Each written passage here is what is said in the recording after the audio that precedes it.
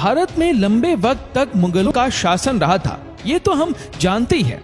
लेकिन मुगल शासकों को लेकर आज तक हमारे देश में बहस जारी है।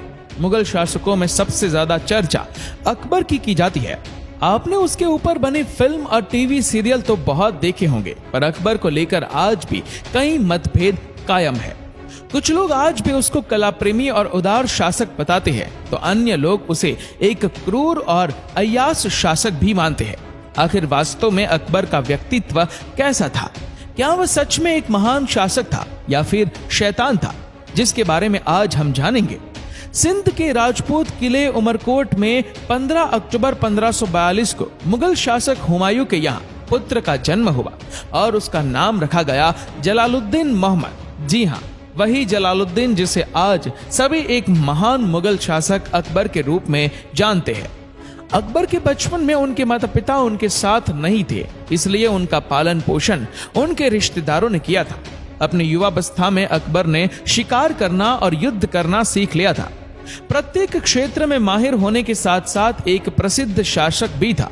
अकबर को पढ़ना लिखना नहीं आता था, लेकिन उनके महल में कई हजार किताबों की लाइब्रेरी हुआ करती थी, जिनको पढ़कर सुनाने के लिए उन्होंने अलग से लोगों को रखा था। अकबर ने अपने पिता हुमायूं की मृत्यु के बाद 13 साल की उम्र में ही राज सिंहासन संभाल लिया था। अपने शुरुआती दिनों में अकबर अपने पिता के मंत्री बैरम खान की एक सक्षम मार्गदर्शिका के अधीन थे। अब हम आपको इसकी जीत और हार के बारे में नहीं, बल्कि कुछ ऐसी बातों के बारे में बताएंगे जिन्हें जानने के बाद आप भी सोचेंगे कि अकबर महान था या शैतान। आज ऐसा कहा जाता है कि अकबर ने सांप्रदायिक सौहार्द और एकता बनाने के लिए हिंदू राजकुमारियों से विवाह किया था, लेकिन क्या वाकई में सच है?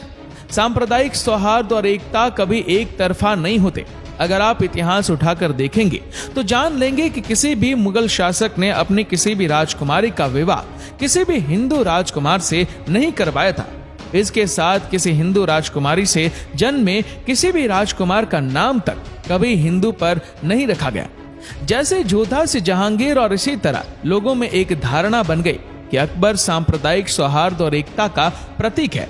जोधा और अकबर की प्रेम कहानी से तो आप सब वाकिफ होंगे। आप में से ज्यादातर लोगों ने तो इन पर बनी फिल्म या टीवी सीरियल भी देखे होंगे। कैसे इनका विवाह हुआ, फिर दोनों में प्रेम हुआ। लेकिन क्या आप जानते हैं, अकबर का हिंदू राजकुमारी से विवाह का एक कारण यह भी था कि वो जानता था कि अगर उसे पूरे भारत पर विजय पताका फहराना है तो उसे सबसे पहले हिंदुओं को अपने अधीन करना होगा। राजपूतों की सैन्य कुशलता से अकबर पहले से बहुत अधिक प्रभावित था और हिंदुओं, विशेषकर राजपूतों के निकट आने के लिए उसने संबंध स्थापित करने, हिंदू मान मर्यादा तथा सभ्यता को उचित स्थान प्रदान करने की सोची। अकबर ने अपने उद्देश्य पूर्ति के लिए राजपूतों की प्रमुख रियासतों को संदेश भेजे। बहुत सी रियासतों ने इन्हें स्वीकार कर लिया, लेकिन आमेर के राजा भारमल ने इसे स्वीकार करने से मना कर दिया। तो अकबर के सेनापति सरफुद्दीन ने आमेर पर आक्रमण कर दिया, जिसमें उनके हाथ उनके 3 भतीजे जगन्नाथ, राज सिंह और खंगर लग गए। अपने भतीजे को छुड़ाने के लिए राजा भारमल को अकबर की उस संधि को मानना पड़ा और अपनी बड़ी पुत्री जोधा का विवाह उन्होंने अकबर के साथ करवा दिया। अब हम आपको अकबर का हिंदू स्त्रियों के प्रति क्या रवैया था, इसके बारे में बताते हैं। अकबरनामा की अबुल फजल की लिखी हुई अकबर के बारे में एक बुक है और अबुल फजल अकबर के 9 रत्नों में से एक था। अबुल फजल ने इस बुक में अकबर की बहुत प्रशंसा की है। उनमें से एक ये भी है कि अकबर के हरम में हमेशा 5000 महिलाएं रहती थी। अकबर के हरम का वर्णन करते हुए अबुल फजल लिखता है कि शहंशाह ने अपने आराम करने के लिए विशाल 4 दीवारी बनवाई है, जिसमें अत्यंत भव्य महल है। हरम में 5000 से अधिक महिलाएं हैं, किंतु अकबर ने सभी को अपना व्यक्तिगत भवन दे रखा है। आगे अबुल फजल लिखता है कि हरम में ही अकबर ने शराब की दुकान भी लगवाई है। दुकान से इतने अधिक वेश्याएं आकर इकट्ठा हो गई है, जिनकी गणना करना भी कठिन है। दोस्तों, ये महिलाएं कोई विदेशियों की नहीं थी, बल्कि यही की थी जो क्षत्रिय युद्ध में मर जाते थे, उनकी पत्नियां थी। हालांकि कुछ लोग हरम के ना होने के बाद भी कहते हैं। अब आप इस पर क्या कहेंगे? वही आपने ये भी पढ़ा होगा कि अकबर ने भारत से जजिया को समाप्त कर दिया था। बता दें, जजिया वह कर था जो मुसलमानों को छोड़कर बाकी सभी धर्म के लोगों पर लगाया जाता था। इसे हिंदू टैक्स भी कहा जाता था, क्योंकि उस समय भारत में हिंदू ही ज्यादा हुआ करते थे।